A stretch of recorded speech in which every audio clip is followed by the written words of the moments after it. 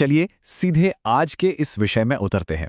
आज के इस विश्लेषण में हम एक ऐसी शानदार कहानी पर बात करने वाले हैं जो रामेश्वरम के एक छोटे से टाउन से शुरू होकर सीधे भारत के स्पेस प्रोग्राम की ऊंचाइयों तक जाती है।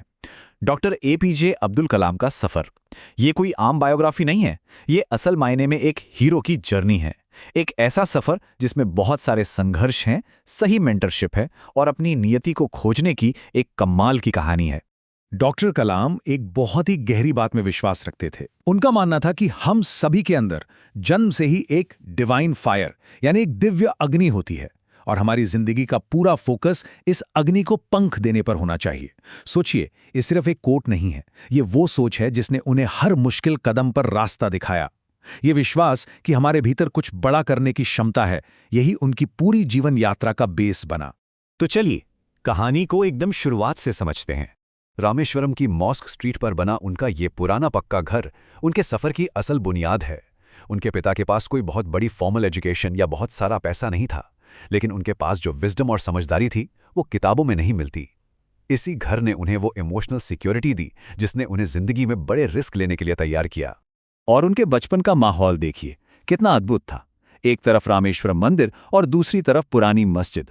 डॉक्टर कलाम के पिता और वहां के मंदिर के मुख्य पुजारी पक्षी लक्ष्मण शास्त्री दोनों बहुत गहरे दोस्त थे। जरा सोचिए, उस दौर में अलग अलग धर्मों के ये दो बड़े विद्वान अपनी पारंपरिक वेशभूषा में बैठकर बड़े आराम से आध्यात्म पर चर्चा किया करते थे। इसी माहौल ने उनके मन में हर विचार और हर धर्म के लिए एक गहरा सम्मान पैदा किया।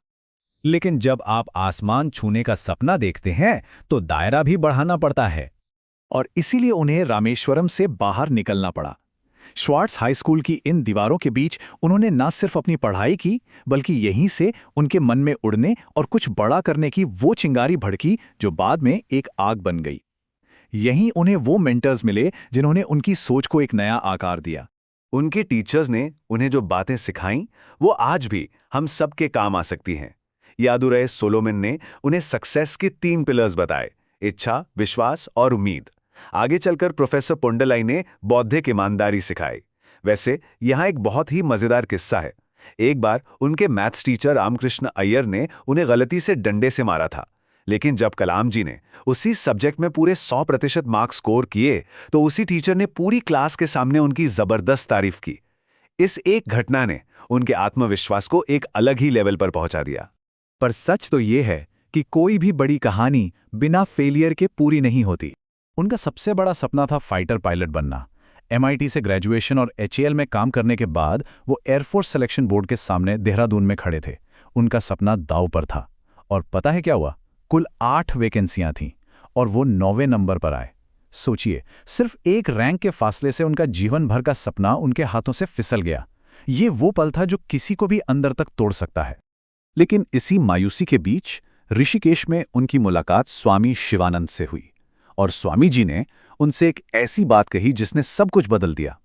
उन्होंने कहा, अपनी नियति को स्वीकार करो और अपने अस्तित्व का असली मकसद तलाशो।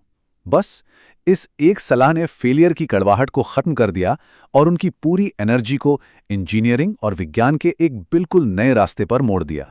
अब आता है उनके करियर का वो दौर जहां उनका आमना सामना सीधा सिस्टम से हुआ। इंजीनियरिंग के दिनों का ये T² सिर्फ एक टूल नहीं है, ये उस जमीनी मेहनत का सबूत है जो उन्होंने नंदी हॉवरक्राफ्ट प्रोजेक्ट में लगाई थी। बिना किसी बड़े सपोर्ट या डेटा के उन्होंने अपनी छोटी सी टीम के साथ एक उड़ने वाली मशीन बनाने की ठान ली थी। उनका तरीका बिल्कुल प्रैक्टिकल था, डेटा कम था, फिर भी सीधे हार्डवेयर पे काम शुरू कर दिया।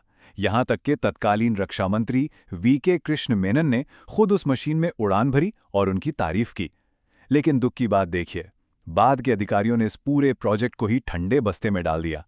0 से एक मशीन बनाना और फिर उसे इस तरह बंद होते देखना, ये उनके लिए एक और बहुत बड़ा सेटबैक था। लेकिन कहते हैं ना, जो होता है अच्छे के लिए होता है। इसी बंद प्रोजेक्ट ने उन्हें एक नई दिशा दी, और ये दिशा थी डॉक्टर विक्रम साराभाई का संगठन इनकोस्पार।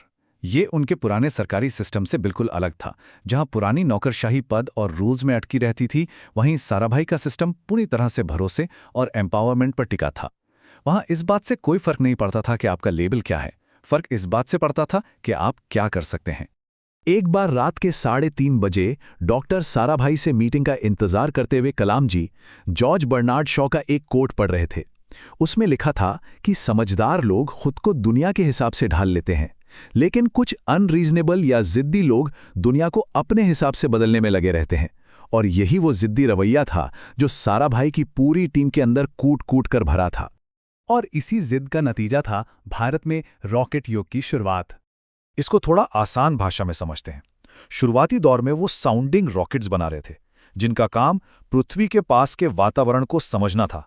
वो ऑर्बिट में नहीं जाते थे, लेकिन उनका अल्टीमेट विजन बहुत बड़ा था, एक सैटेलाइट लॉन्च व्हीकल या SLV बनाना, जो एक सैटेलाइट को सीधा अंतरिक्ष की कक्षा में स्थापित कर सके। अब ये फैक्ट तो अपने आप में ही माइंड ब्लोइंग है। तुम्बा का Saint Mary Magdalene Church Bharat की पहली रॉकेट लैब बन गया था। जरा इमेजिन कीजिए, एक पवित्र प्रार्थना कक्ष हाईटेक डिजाइन्स और स्पेस रिसर्च का सेंटर बन गया। विज्ञान और आस्था का ऐसा खूबसूरत तालमेल शायद ही दुनिया में कहीं और देखने को मिले। 1963 में जब पहला रॉकेट नाइके अपाचे लॉन्च होना था, तब एकदम एंड मोमेंट पर हाइड्रोलिक क्रेन लीक करने लगी। टाइम निकलता जा रहा था। ऐसे में पूरी टीम ने हार मानने के बजाय अपने ही हाथों से उस भारी रॉकेट को उठाया और लॉन्चर पर सेट कर दिया, और लॉन्च एकदम परफेक्ट रहा। ये साबित करता है कि जब टेक्नोलॉजी फेल होती है तो इंसान की इच्छा शक्ति और टीम वर्क उसे भी पार कर जाते हैं। और ये लॉन्च सिर्फ एक अचीवमेंट नहीं था, ये एक तरह से इतिहास की वापसी थी। 1799 में टीपू सुल्तान की सेना ने जो रॉकेट इस्तेमाल किए थे, उसके बाद करीब 150 सालों तक भारतीय रॉकेट तकनीक ठप पड़ी थी। थुम्बा से हुए उस लॉन्च ने उसी खोई हुई विरासत को फिर से जिंदा कर दिया।